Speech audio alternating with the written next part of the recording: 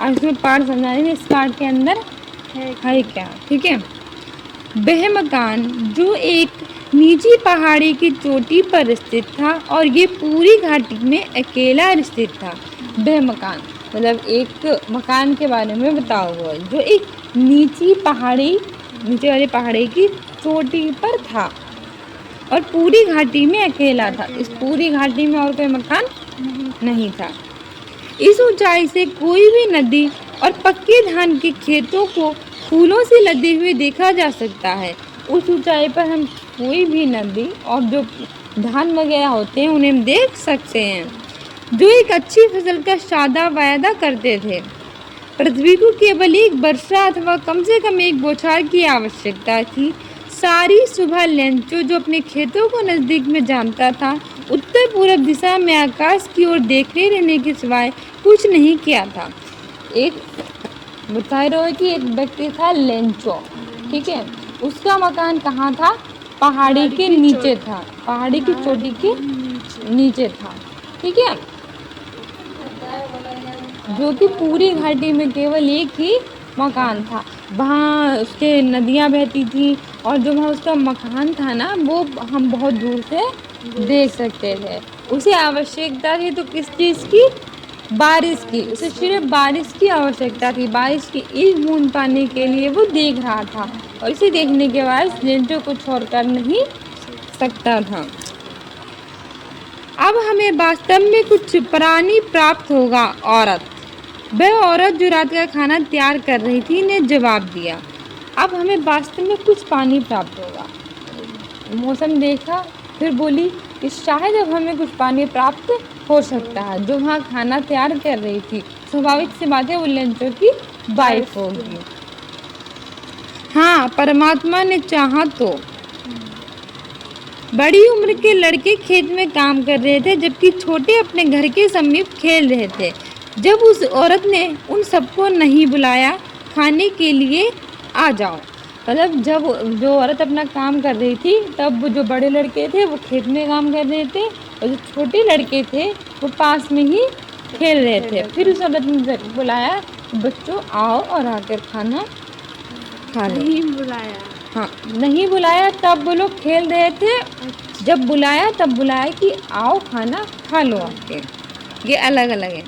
खाने के समय बिल्कुल जैसे ही लेंचो ने भविष्यवाणी की थी, वर्षा की बड़ी बड़ी बूंदों का गिरना शुरू हो गया। लेंचो ने कहा था कि शायद आज बारिश हो और जैसे ही वो लोग खाना खाने बैठे और लेंचो की जो भविष्यवाणी मतलब भविष्य के लिए उसने कुछ कहा था ना वो सच हो गई और बड़ी बड़ी वर्षा की बूंदें गिरने लगी। उत्तर पूर्व दिशा में बादलों के विशाल पर्वत आते हुए देखे जा सकते थे। उत्तर और पूरब, और ये है उत्तर पूर्व दिशा। तो उत्तर पूर्व दिशा में बादलों के बड़े बड़े क्या आ रहे थे?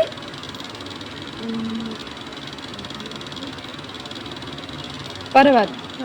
बादलों में बीच से बड़े बड़े पर्वत जो आते हुए दिखाई दे रहे थे। हवा ताजी और मधुर थी। हवा तो ऐसी बह रही थी ताजी, जब बरसात होती है तो ताजी और मधुर ठंडी ठंडी हवा बहती नहीं है, तो वो बह रही थी।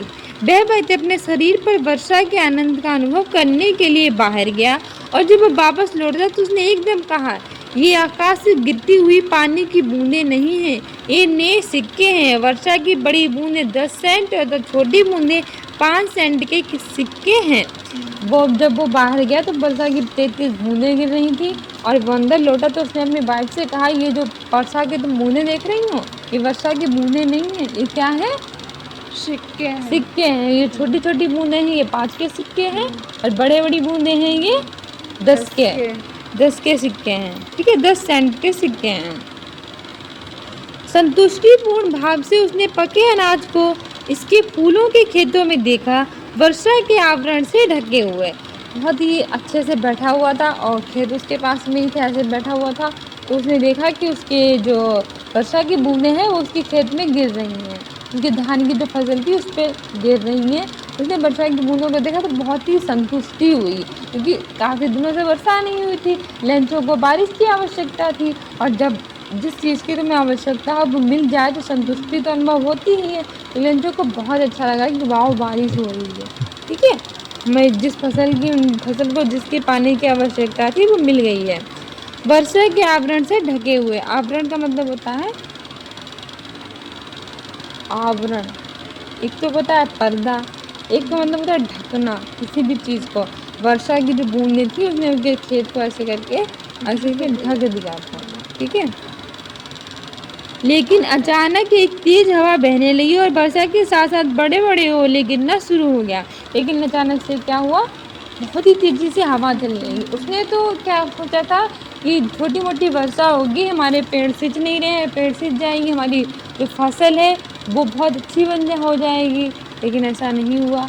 धीरे धीरे क्या हुआ, ओले गिरने लगे। हवा चलने लगी और ओले गिरने लगे। ये वास्तव में ही नए चांदी के सिक्कों से मिलते जुलते थे। लड़के वर्षा में भीगते हुए जमे हुए मोतियों को इकट्ठा करने के लिए बाहर दौड़े। अब बच्चे तो होते ही हैं, जब ओले गिरते हैं तो वो सोचते हैं कि ये क्या गिर रहा है, हम भी खाएंगे, उठा उठा के खाते हुए। ऐसे ही लेंचों के बच्चे भी थे, वो भाग भाग कर बाहर गए, जो वर्षा की बूंदों के साथ साथ जो ओले गिर रहे थे उन्हें इकट्ठा करने लगे, ठीक है। और सच में ऐसा लग रहा था कि चांदी के बड़े बड़े सिक्के हों। ये अब वास्तव में बुरा हो रहा है, उस आदमी ने कहा। उस आदमी ने मतलब लेंचो ने कहा कि मैंने तो बरसात की थोड़ी सी इच्छा की थी कि बरसात हो, लेकिन ये तो हवा के साथ साथ ओले भी गिरने लगे हैं, इससे तो हमारी फसलें बर्बाद हो जाएंगी ना, नष्ट हो जाएंगी। तो ये तो बुरा हो रहा है, ठीक है। मुझे आशा है कि ये शीघ्र ही गुजर जाएंगे। तो उसने अपने मन में ही कहा कि कोई बात नहीं, हो सकता है कि थोड़ी देर के लिए वर्षा की बूंद, मतलब ये थोड़ी देर के लिए ओले वगैरह गिर रहे हों, थोड़ी देर में ये शांत हो जाएंगे। तो उसने अपने मन में ही कहा, ठीक है, कि मुझे आशा है कि शीघ्र ही गुजर जाएंगे। ये शीघ्र ही समाप्त नहीं हुआ। 1 घंटे तक ओलों की वर्षा भर बगीचे, पहाड़ी की तलहटी, अनाज के खेत का संपूर्ण घाटी में होती रही। लेकिन ऐसा हुआ नहीं। 1 घंटे तक जो वो थी ओलों की वर्षा होती रहे। उसके जो खेत खलियान थे, उसके जो पेड़ वगैरह थे, उन सब में ओलों की वर्षा होती गई। पहाड़ी, बगीचे, तलहटी, अनाज की खेत जो संपूर्ण घाटी में होती रही। खेत सफ़ेद हो गया जैसे वे नमक से ढका हुआ हो। अब ओले गिरने से क्या होगा, पट पट पट पट ओले गिरेंगे, ओलों से पूरा ढक गया उसका खेत। ऐसा लग रहा हो जैसे कि नमक का खेत हो। सफ़ेद होते हैं ओले, सफ़ेद नमक होता है, तो ऐसा लग रहा था कि नमक का खेत है, ठीक है। ऐसे नमक से ये ढका हुआ हो। आगे, पेड़ों पर एक भी पत्ती नहीं बची। धान की खेती पूर्ण रूप से बर्बाद हो गई। पेड़ों पर एक भी पत्ती नहीं बची। इतनी ओलों की वर्षा हुई, इतनी ओलों की वर्षा हुई कि पेड़ की सारी पत्तियां टूट गईं। उसके जितने भी धान के जो खेत थे वो पूरी तरह से बर्बाद हो गए। उसे तो उसने बारिश चाहिए थी, ओलों की वर्षा ने और हवा ने उसकी जो फसल थी वो नष्ट कर दी। लेंचों के खेत में फूल पौधों से गिर गए। लेंचों की आत्मा उदासी से भर आई। उसे बहुत ही बुरा लगा। जैसे एक बाप होता है, वो अपने बच्चे को पालता है, वैसे ही लेंचो ने अपनी फसल को एक बाप की तरह पाला था। उसकी आंखों के सामने उसकी फसल बर्बाद हो गई, तो उसे बहुत ही बुरा लगा। जब तूफान समाप्त हुआ तो वह अपने खेत के बीच में खड़े होकर उसने अपने पुत्रों से कहा, एक टिड्डी दल भी इससे ज़्यादा पीछे छोड़ देता, परंतु ओलावृष्टि ने कुछ नहीं छोड़ा। जब तूफान समाप्त हो गया, ओले गिरना बंद हो गए, तो उसने अपने एक जो बच्चे थे उनसे कहा कि जब टिड्डी दल होता है, टिड्डियों के दल का जो हमला होता है खेतों पर, तो वो पूरी टिड्डी जो होते हैं, छोटे छोटे टिड्डी होते हैं, तो उनका एक दल होता है, वो खेतों पर आक्रमण करता है, तो कुछ ना कुछ तो छोड़ ही देता। लेकिन जो ओले बरसे हैं आसमान से, इन्होंने हमारी फसल को पूरी तरह से बर्बाद कर दिया, कुछ भी नहीं छोड़ा। इस बार हमें बिना अनाज के रहना पड़ेगा। ये बे एक दुखद रात थी। उसने कहा शायद हमें इस बार बिना अनाज के रहना पड़ेगा, क्योंकि फसल तो वही थी, जो खेती करते हैं उनके लिए खेती उनका सब कुछ होता है, वहीं से वो अनाज को पाते हैं और वहीं से अपना घर का खर्चा चलाते हैं। लेकिन लेंचो का तो सब बर्बाद हो गया था, तो उसने कहा इस बार अनाज नहीं होगा। और वो एक दुखद रात थी, मतलब बहुत ही दुखी रात थी। एक किसान के लिए बहुत ही दुखी रात थी। ऐसा कोई व्यक्ति नहीं जो हमारी सहायता कर सके। इस वर्ष हम सबको भूखा रहना पड़ेगा। ये बात लेंचो कह रहा है। लेट गया है, बहुत दुखद रात है। कह रहा है कि हमारी सहायता करने वाला भी कोई नहीं है, कोई हमारी सहायता नहीं करेगा, हमें साथ भूखा ही रहना पड़ेगा क्योंकि हमारी फसल नष्ट हो जाएगी, पैसे कहाँ से आएंगे। लेकिन उस घाटी के मध्य में उस एकांत मकान में रहने वालों के सभी दिलों में केवल मात्र एक आशा थी, परमात्मा से आशा। लेकिन उस घाटी के मध्य में उस एकांत मकान में रहने वालों के दिलों में केवल एक आशा थी, परमात्मा से। मतलब वहाँ जो लोग रहते थे उनके दिल में एक आशा थी, और वो किसकी थी? परमात्मा यानी भगवान से। उनके सिर्फ भगवान से ही आशा थी और किसी से नहीं थी। इतना अधिक मत घबराओ, यद्यपि यह एक पूर्ण विनाश की भ्रांति प्रतीत होता है। याद रखो कि भूख से कोई नहीं मरता। लोग यही बात कहते हैं, कोई भूख से नहीं मरता। लेकिन फिर भी उसने एक तरह से भेद रखा और बोला इतना घबराने की कोई बात नहीं। परमात्मा से आशा रखते हुए बोला कि भूख से कौन मर जाता है, सब कहते हैं भूख से मर जाएंगे, कोई नहीं मरता, कोई ना कोई उपाय हो ही जाता है।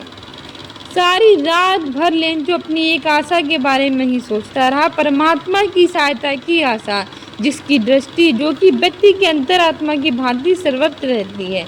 लेंचो खेत में बेलों की भांति सख्त मेहनत क्या करता था, लेकिन फिर भी वह लिखना जानता था। पूरी रात लेंचो सिर्फ यही सोचता रहा कि भगवान से मुझे सिर्फ एक आशा है और वो मेरी कुछ ना कुछ मदद करेगा। लेंचो काम खेत में करता था, लेकिन वो क्या जानता था? लिखना पढ़ना। वो लिखना पढ़ना जानता था। अगले रविवार को, मतलब अगले रविवार को सुबह सवेरे उसने एक पत्र लिखना शुरू किया, जिसे वह स्वयं कस्बे में लेकर गया, उस डाक में डाल दिया। वे परमात्मा को लिखे गए पत्र से कम कुछ भी नहीं था। उसे किससे आशा थी? परमात्मा से। और वह लिखना पढ़ना जानता था। उसने एक चिट्ठी ली और उस पर लिखा और शहर जाकर उसे पोस्ट कर दिया। वो भगवान को दिया लिखा हुआ एक पत्र था, एक लेटर था, और इससे ज़्यादा वो कुछ नहीं था। आगे उसने लिखा, परमात्मा यदि तुम मेरी सहायता नहीं करोगे तो मेरा परिवार और मैं इस वर्ष भूखे रहेंगे। उसने अपनी चिट्ठी में लिखा कि परमात्मा यानी कि हे भगवान, अगर आप मेरी सहायता नहीं करेंगे तो कौन करेगा? इस दुनिया में कोई भी मेरा नहीं है। अगर आपने मेरी सहायता नहीं की तो मेरा पूरा परिवार भूखा रह जाएगा। मुझे अपने खेत को फिर से बोने के लिए तथा अगली फसल पकाने के तक जीवित रहने के लिए मुझे 100 पैसों की ज़रूरत है, क्योंकि ओलावृष्टि ने मतलब क्या हुआ कि ओलावृष्टि ने, जब ओला की वृष्टि हुई तो उसने मेरी सारी फसल को बर्बाद कर दिया। मुझे और मेरे परिवार को जीवित रहने के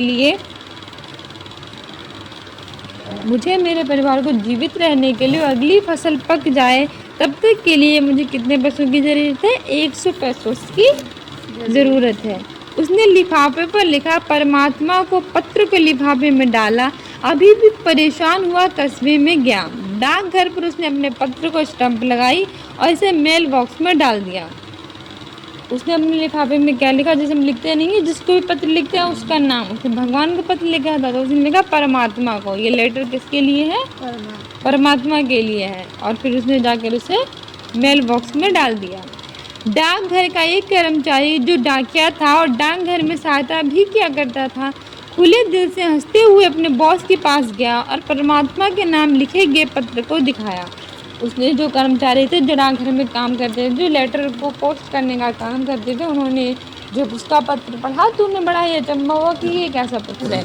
उसमें से एक डाकघर जा तो उसने अपने उस पत्र को पढ़ने के बाद जो उसके जो ऑफिस के मैन थे उन्हें जाकर दिखाया कि देखिए परमात्मा के लिए लिखा हुआ एक पत्र है।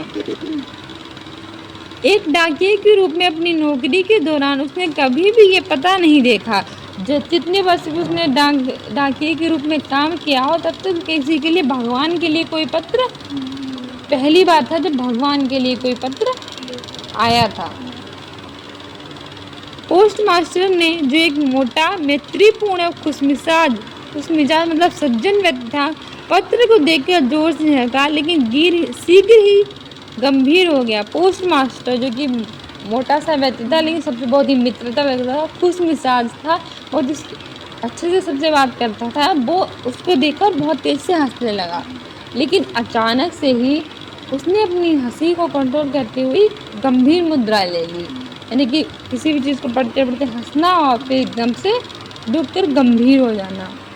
अब गंभीर होकर उसने क्या कहा, और पत्र को उसने अपने डेस्क पर थपथपाते हुए कहा, क्या अद्भुत विश्वास है, वाह कितना अद्भुत विश्वास है भगवान के लिए। काश कि इस पत्र के लेखक की भांति परमात्मा में मेरी अडिग आस्था होती। उस व्यक्ति की परमात्मा में अडिग विश्वास था कि उसने परमात्मा से पत्र व्यवहार करना शुरू कर दिया।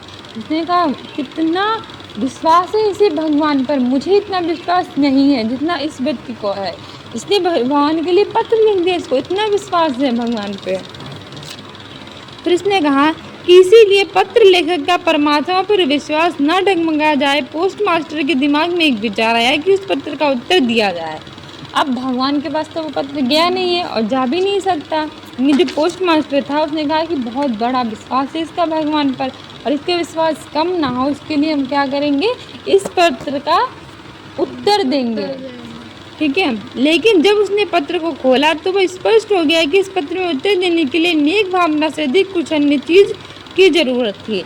लेकिन जब उसने पत्र देखा और पढ़ा कि उसमें फैसलों की ज़रूरत है, तो उसने कहा कि सिर्फ उत्तर ही नहीं लिखा जाएगा, जिस चीज़ की ज़रूरत है वो ज़रूरत भी तो पूरी की जाए।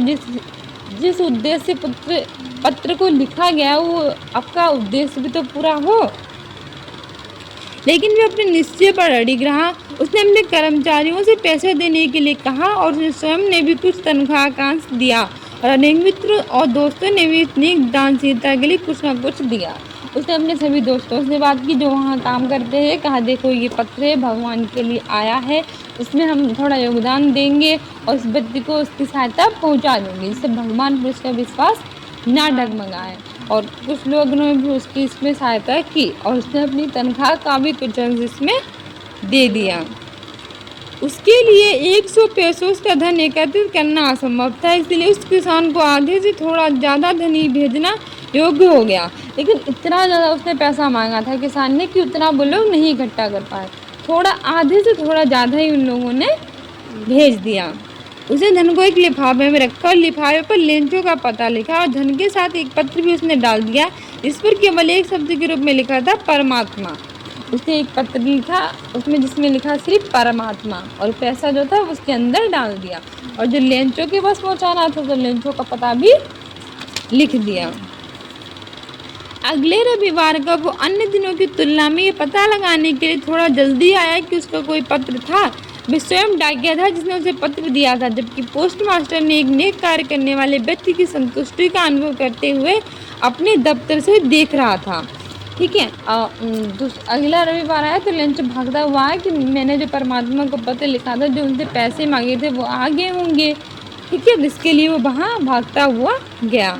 लेंचो ने धन को देखकर जरा सी भी हैरानी प्रदर्शित नहीं की। उसने ऐसी दृढ़ आस्था थी, लेकिन जब उसने पैसों की गिनती की तो वो क्रोधित हो गया और परमात्मा गलती नहीं कर सकता, ना ही वह लेंचो को उसकी प्रार्थना को स्वीकार करने से मना कर सकता था। लेंचो ने जैसे ही वो खोला उसके अंदर पैसा था तो उसने अपने पैसा, वो आश्चर्यचकित नहीं हुआ पैसा देखकर कि भगवान ने मुझे भेज दिया। उसका इतना विश्वास था कि उसे पता था आएगा ही आएगा पैसा, ठीक है। लेकिन जब उसने धन को ऐसे करके जोड़ा कि कितना धन है तो वो एकदम से क्रोधित हो गया, गुस्सा हो गया, लेकिन वो जानता था कि भगवान तो पैसा कम भेजेंगे नहीं। तो फिर उसने क्या किया, शीघ्र लेंचो खिड़की पर कागज और स्याही मांगने के लिए गया। आम जनता की लेखन टेबल पर उसने लिखना शुरू कर दिया। फिर से उसने क्या किया कि खिड़की पर जाकर कागज और स्याही ली और लिखना स्टार्ट कर दिया। उस समय उसके माथे पर सलवटें थीं जो कि अपने विचारों को व्यक्त करने के प्रयत्न के कारण पड़ रही थीं। जब उसने लिखना समाप्त किया तब वह स्टैम्प खरीदने के लिए खिड़की पर गया, जिसे चाटकर उसने लिफाफे पर हथेली मारकर लगा दी। जिस पत्र मेल बॉक्स में गिरा, पोस्टमास्टर इसे खोलने के लिए गया। उसने अपने क्या किया, पूरा लिखा और बहुत ही आश्चर्यचकित मन से लिखा। उसके यहाँ पे सलवटें थी जो कि लिखने के कारण हो गई थी। फिर उसने पोस्ट उस पर डाला और चला गया। फिर जो जिसने धन दिया था पोस्ट मास्टर वो गया, उसने कहा देखिए अब इसने क्या लिखा है, उसने उसको उठा लिया और उसमें क्या था देखो, पत्र में लिखा था परमात्मा वह धन जिसे मैंने आपसे मांगा था उससे केवल 70 पैसों से मेरे पास पहुंचा है, बकाया धन मुझे भेजे क्योंकि मुझे इसकी बहुत ज़्यादा ज़रूरत है, लेकिन इसे मेरे पास डाक द्वारा ना भेजें क्योंकि पोस्ट ऑफिस के कर्मचारी ठगों का एक समूह यानी कि टोला है लेंचो। अब लेंचो ने क्या जवाब दिया कि आपने मुझे जो पैसे दिए थे जो मैंने आपसे मांगे थे वो तो आपने मेरे पास भेज दिए, लेकिन सिर्फ 70 ही भेजे हैं, जो बाकी मेरे पास है जो बचे हैं आपके पास 30 वो भी मेरे पास भेज दीजिए, लेकिन इस बार पोस्ट मास्टर के द्वारा बिल्कुल भी मत भेजना क्योंकि ये लोग ठग हैं, इसने ना मेरा धन चुरा लिया है। मतलब क्या विश्वास था उसका कि जिस पोस्ट मास्टर ने उसे धन दिया उसे नहीं पता था कि उसने दिया, उसने भगवान ने भेजा है, पर वो उसे चोर समझ रहा था और क्या कह रहा था कि इन्होंने मेरे जो पैसे हैं वो चुरा लिए हैं और आप उसके द्वारा मुझे मत भेजना। तो ये था आपका लेसन भगवान के लिए पत्र, a letter to the God. धन्य है परमात्मा। समझ में आया ये लेसन? क्या शिक्षा मिलती है तुम्हें इस लेसन से? इतनी अंध भक्ति तुम्हारी, इतना ईश्वर पे अड़िग विश्वास, ये बताओ क्या? तो ये था ये लेटर टू गॉड, भगवान के लिए पत्र। कल इसकी इंग्लिश और हिंदी दोनों बताएंगे, क्वेश्चन इसके करवा लेंगे, ठीक है।